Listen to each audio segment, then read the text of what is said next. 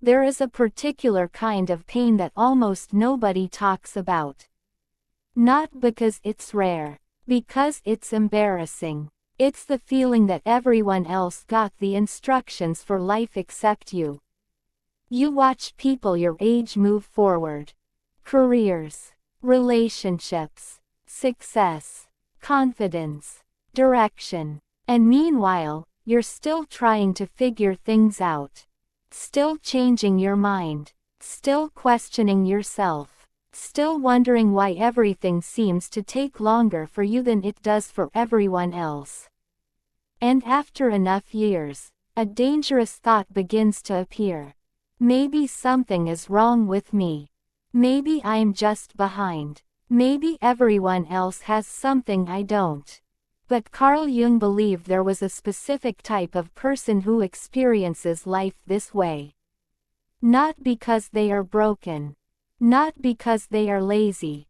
But because their mind develops differently. And strangely enough, those people often succeed later than everyone else. The world tends to reward quick decisions. Pick a career. Choose a path. Build an identity. Move forward. The earlier you do it, the better. At least that's what we're told. But Jung noticed something unusual. Some people simply cannot do that. Not because they lack ambition. Because something inside them keeps asking questions. Questions other people seem able to ignore. Is this really what I want? Does this actually fit who I am? Or am I becoming someone just because everyone expects me to? While most people are busy building a life, these people are busy trying to understand themselves. And from the outside, the difference doesn't look impressive. It looks like hesitation, confusion, indecision, failure. But Jung believed something deeper was happening. He called the social version of ourselves the persona. Think of it as the mask we wear to function in society. The personality that earns approval. The version of ourselves that gets accepted. For many people, building this mask happens naturally. They learn what others value. They adapt. They fit in. And life moves forward. But some people struggle with this process. Not because they dislike people. Not because they want attention. Because every time they try to become someone they're not, something inside them resists. Quietly, persistently, like an internal alarm saying, "This isn't you." And that creates friction. A lot of friction. You start something, then doubt it. You choose a direction, then question it. You almost commit, then pull back. And eventually people begin labeling you unfocused, lost, inconsistent. Maybe you've even started using those words yourself. But Jung would have argued that those labels completely miss what's happening. Because for certain people, the real work is taking place underneath the surface. Invisible work. The kind nobody can see. The kind that doesn't show up on resumes. The kind that doesn't earn applause. The work of becoming yourself. And unfortunately, that process is usually slow. Painfully slow. Especially when everyone around you seems certain. The hardest years are often your 20s. Because that's when the pressure is strongest.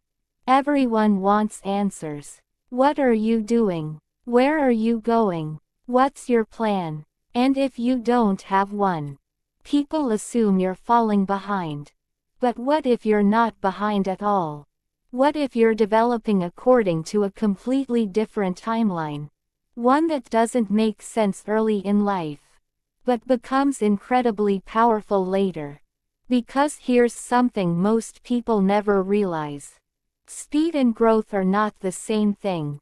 And sometimes the people moving the fastest are actually moving furthest away from themselves. Carl Jung had a name for the process of becoming who you truly are. He called it individuation. And according to Jung, this isn't something that happens when you get a better job, or make more money, or gain more status. It happens when the person you are on the outside finally begins to match the person you are on the inside. Simple idea. Very difficult process. Because before that can happen, something uncomfortable usually appears. Awareness. And awareness is not always a gift. Sometimes it's a burden. Most people can move through life without questioning everything. They accept certain goals, certain expectations, certain definitions of success. And there's nothing wrong with that. But some people can't do it. They notice things. The gap between what people say and what they actually mean. The difference between looking successful and feeling fulfilled. The strange emptiness hiding behind goals everyone else seems excited about. And once you see these things, you can't unsee them. That's where the struggle begins. Because awareness creates friction. How do you confidently chase a dream when part of you already sees its limitations? How do you follow a path simply because everyone else is following it? How do you pretend certainty when your mind keeps asking deeper questions? You don't. Or at least not for very long.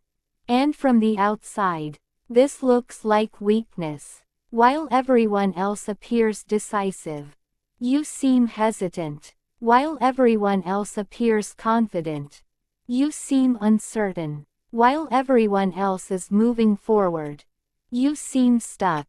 But Jung believed something important was happening during these years. The mind was refusing to settle for a false version of life. Even when that false version looked successful. And that resistance comes with a cost. Loneliness. A very specific kind of loneliness. Not the loneliness of being alone. The loneliness of feeling different. You can be surrounded by people, friends, family, co-workers, and still feel disconnected. As if everyone else received a map that somehow skipped you. Conversations happen around you. Plans are made, milestones are reached, and somewhere inside, you feel like you're observing life instead of participating in it. This is often the point where people become scared. Because years pass, and the gap between you and everyone else appears to grow larger. You start comparing their careers, their relationships, their confidence, their certainty. And comparison creates a dangerous illusion. It makes other people's lives look complete, while yours feels unfinished. But what comparison never shows you is the hidden cost. Many people build identities very quickly. They choose a direction early. They commit. They move forward. And from the outside, it looks impressive. But Jung noticed something fascinating. Many of those same people reach the middle of life and suddenly experience a crisis. Not because they failed, because they succeeded at becoming someone who was never really them. The career worked, the status worked, the life looked successful, but underneath it all, something felt missing. Because the person living that life wasn't fully authentic. For them, midlife becomes a painful awakening. Everything they built must be questioned. Everything. But for the person who struggled early, something different happens. The questions were already asked. The uncertainty was already faced. The inner work was already happening. And that's why the years that look like failure from the outside can become the foundation of something extraordinary later. The struggle was never pointless. The confusion was never meaningless. You were building something most people can't see. And the people around you may never understand it. Because internal growth rarely looks impressive while it's happening. It only becomes obvious later, when everyone else is wondering how you suddenly became so comfortable with yourself. When in reality, you were becoming that person all along.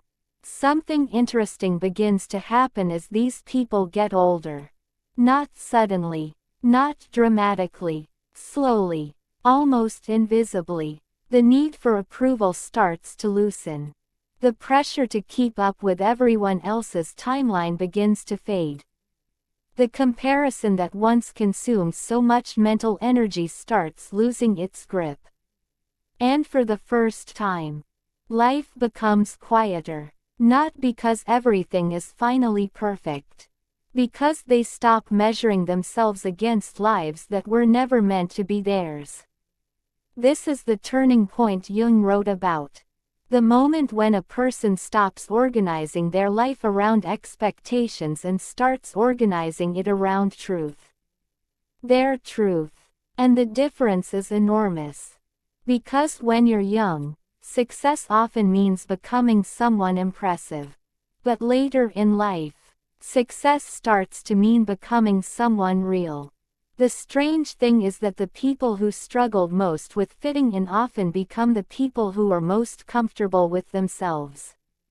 Because they spent years wrestling with questions others avoided.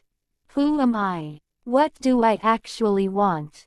What matters to me? What kind of life feels meaningful? These questions don't always produce quick answers. But they produce something better.